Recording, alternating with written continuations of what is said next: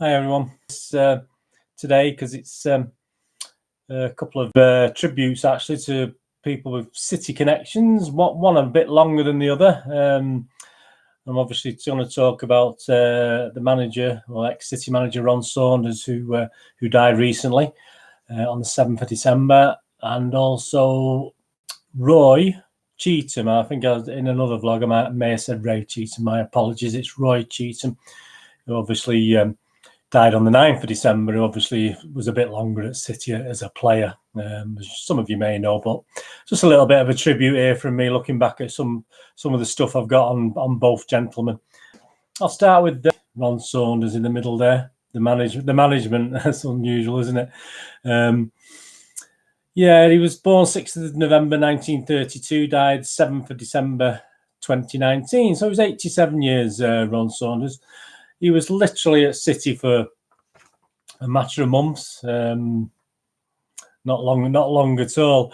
Johnny Hart was the City manager at the start of the season, at the start of the 1973 season, 73-74 season, and through ill health he had to stand down, and Tony Buck temporarily took over, and we all know Tony Buck would again take over, but Ron Saunders was doing really well at Norwich City. He took him to the League Cup final the year previously. Unfortunately, he didn't win it with them, but he was doing some good things at Norwich. He had a good reputation. So Peter Swales decided to bring him over to City in the November of 1973.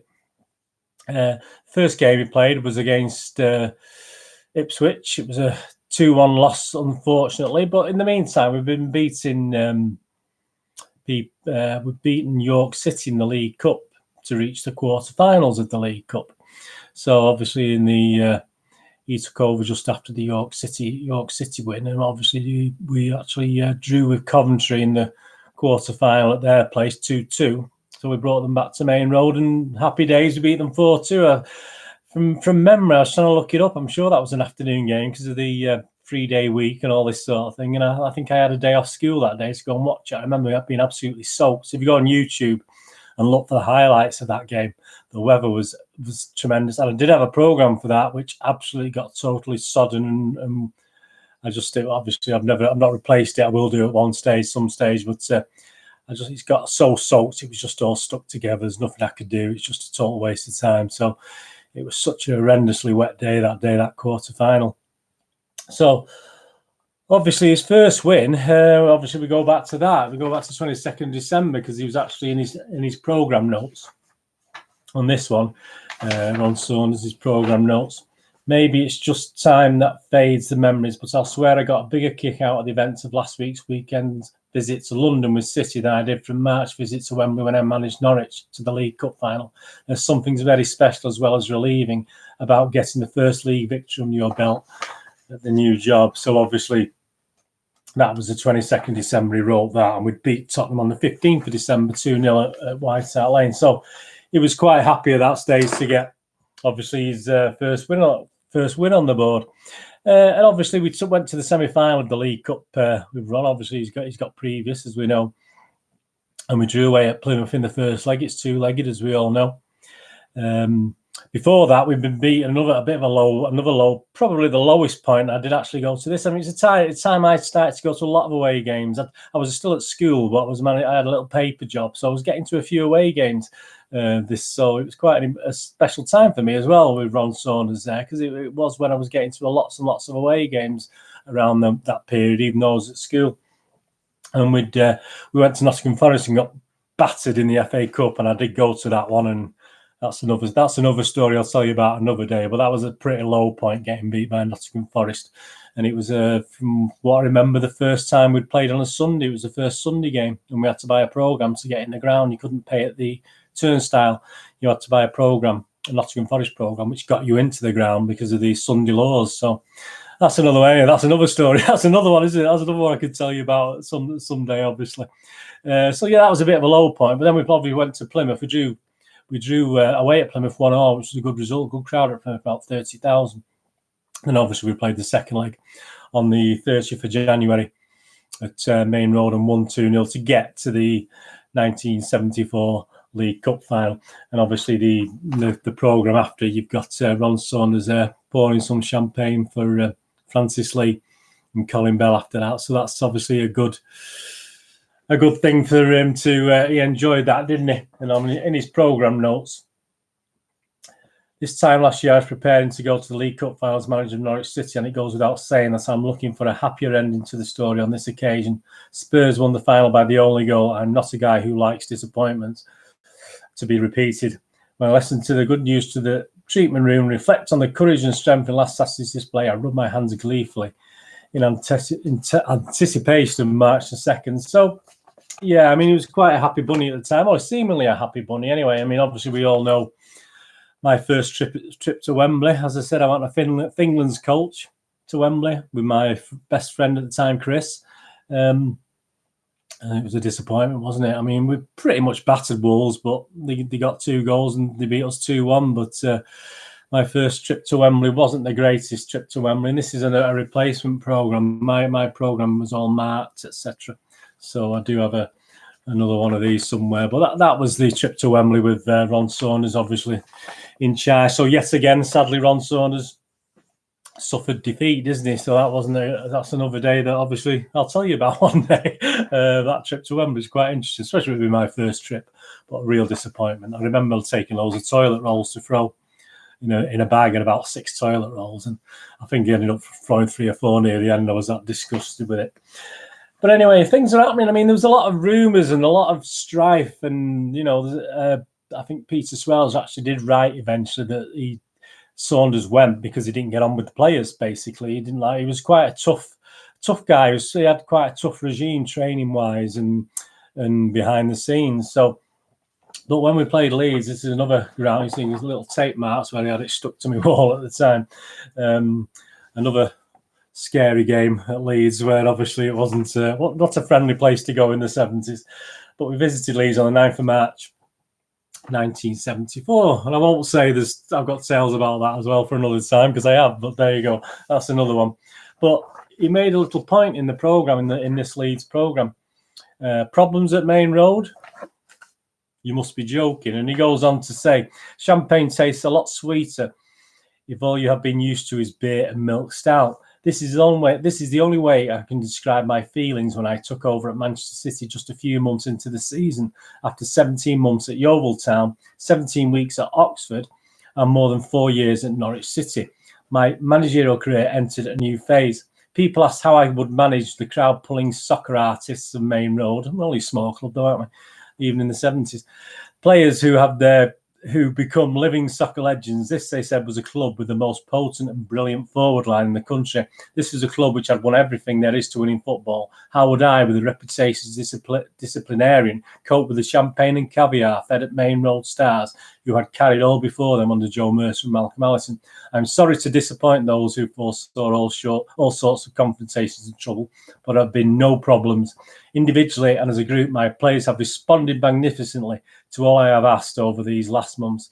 They have proved to me what I already knew. They are tremendous professional footballers and tremendous people. With a set of men like them there, never can be problems as far as I'm concerned. So, obviously, brave words with the discontent. I mean, and then we get to the middle of March, which 16th of March, and we signed the wonderful Dennis Stewart and Mick Horswell.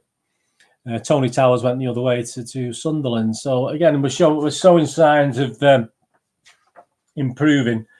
And obviously, Ron Saunders said in his programme notes, while it was a new experience for me to be dealing this week in the world of 6-figure transfer fees, there was never a point of hesitation that would have interfered with my determination to sign Dennis Stewart and Mickey Horswell from Sunderland. I mean, obviously, Dennis Stewart went on to become a City legend, let's be honest about it, Dennis Stewart. So, yeah, he was quite right there, wasn't he? But Mick Horswell, no, and perhaps didn't go on to do too much, did he really?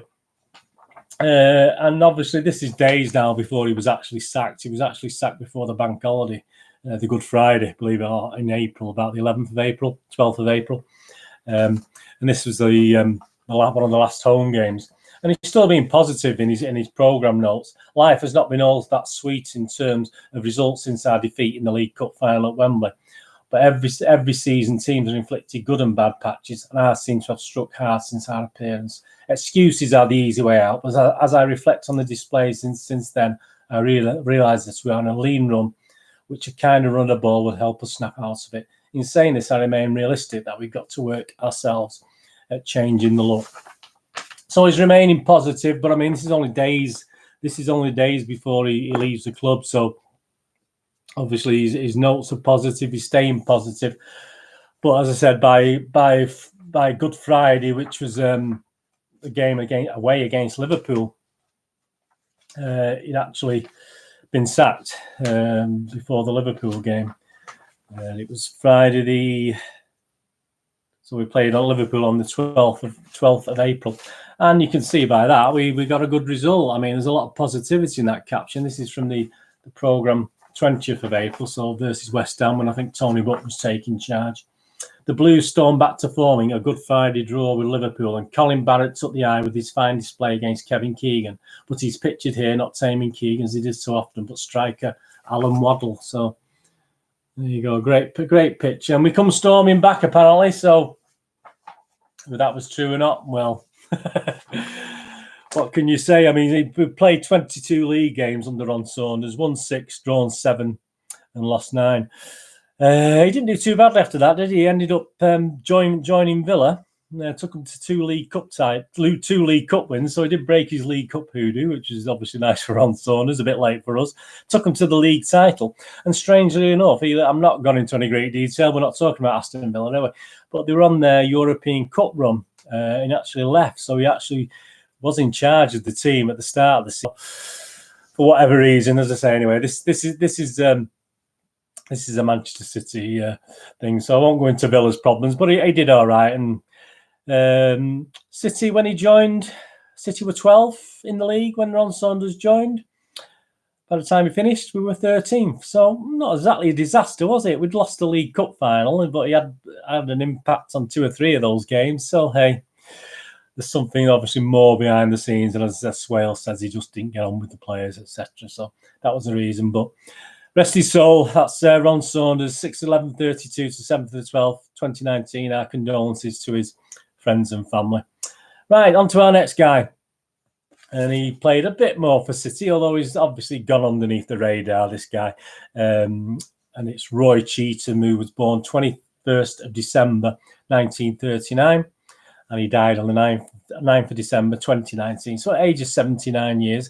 He played 127 times for Manchester City, and it was his main club. I mean, he joined from Manchester Boys 1955-56. He used to play for Manchester Boys and came straight to Manchester City. And obviously he stayed there till 67-68. So he made 127 appearances, 5 as substitute. Scored 4 goals. He made 4 FA Cup appearances, 6 League Cup appearances, 1 as sub. And he unfortunately didn't get a league championship medal in 67-68 because he hadn't made enough appearances. And he actually was quite prolific in this 65-66 season when we won the 2nd division title. So I'm assuming he got a little something for that. But sadly, he only made 2 appearances in 67-68, so he wasn't entitled or able to get a championship winning medal. A few things I've dug up on him just as a matter of interest from various programmes. I mean, this goes back to 16th. I don't have a massive programs from the late 50s to the 60s. Even though the games I was going to, I was too young to be collecting programs, so I'm picking bits up as I go along. But this is from Saturday the 16th of September 1961. Manchester City, the ground you're familiar with, and that's the ground I remember. That's the ground what it looked like when I first went to watch City. And there you got in the team, you got Troutman, and obviously at number 4. And that was part of the problem with Roy Cheetham, as he played at number 4, and obviously eventually we had a young man called Mike Doyle took that position as well. So, but you can see there he's playing number 4 in front of the wonderful Bert Troutman in 61-62 there. And the corresponding game against Bolton that season, there was a little pen picture of in the Bolton programme, but this was later on in the same season, obviously you just have little notes actually on the team. Yeah, he's there on the team in the back as well. So again, in front of Troutman at number 4. Some of the great players then from 1962. And the notes on Bolton were Roy Cheetham, right half, which he played number 4, which was always a right half position. If you're old like me, you'll know that sort of thing. 5 foot 10 inch, 11 stone 6.5 pound. Born Barton, debut 1957-58. One of City's own products, Roy has had several spells of first team duty. So that's it. Yeah, I mean, 127. He wasn't prolific. He played a lot of reserve games.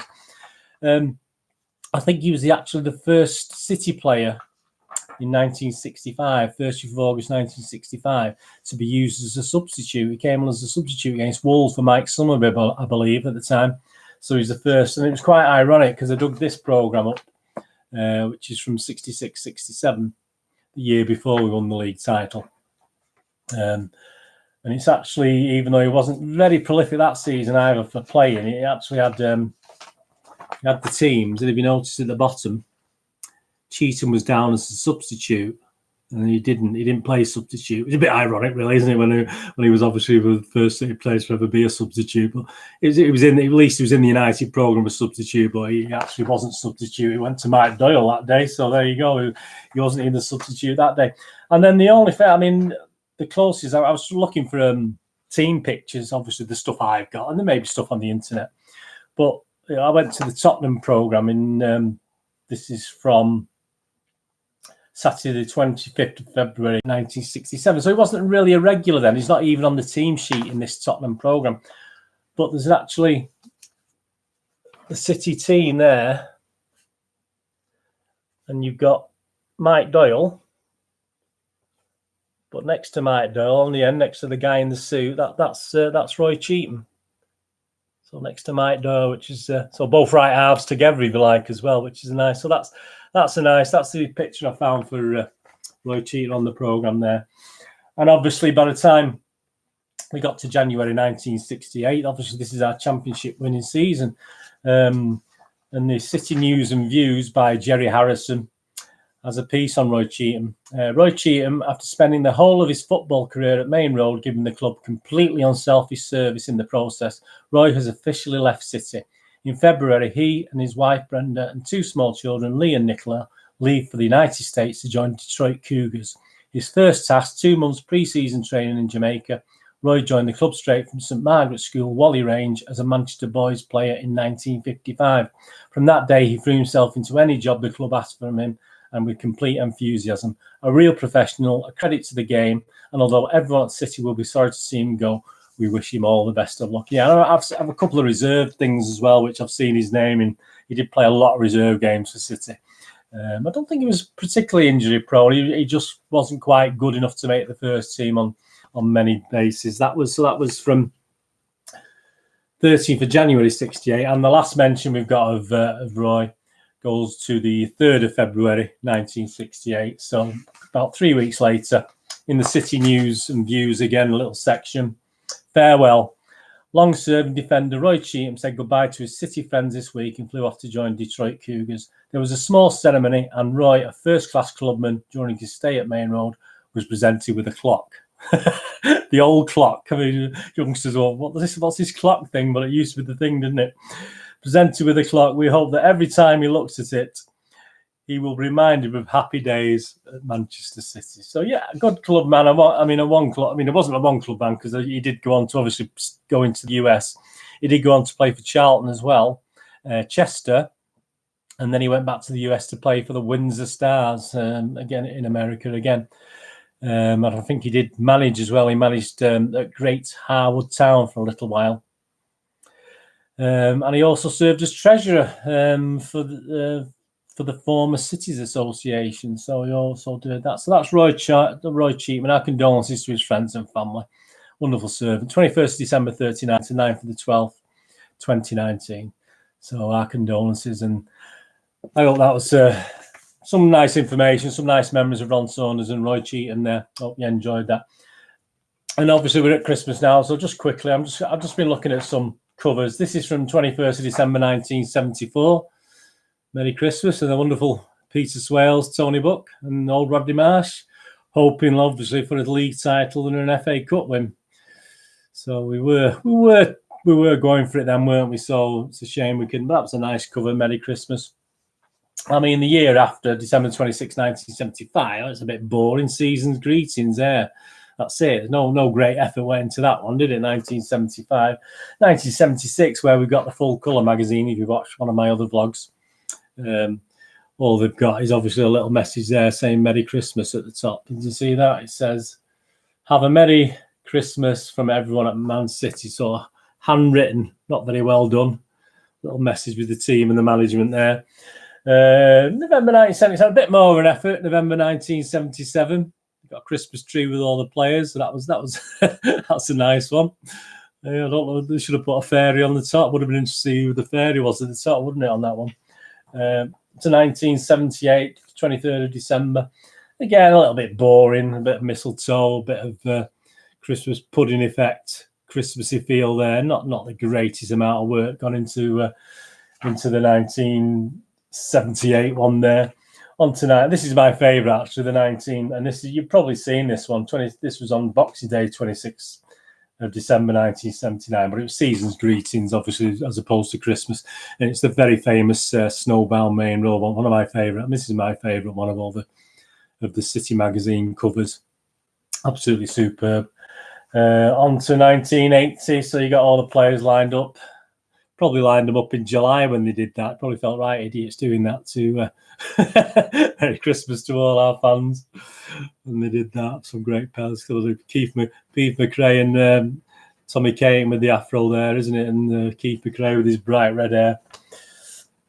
And then we got a manager on the 81 one. He's been honoured, dressed as Father Christmas. So we got the wonderful John Bond at the time. We did some wonderful things for us for a couple of years anyway, didn't he? So the marvellous John Bond there.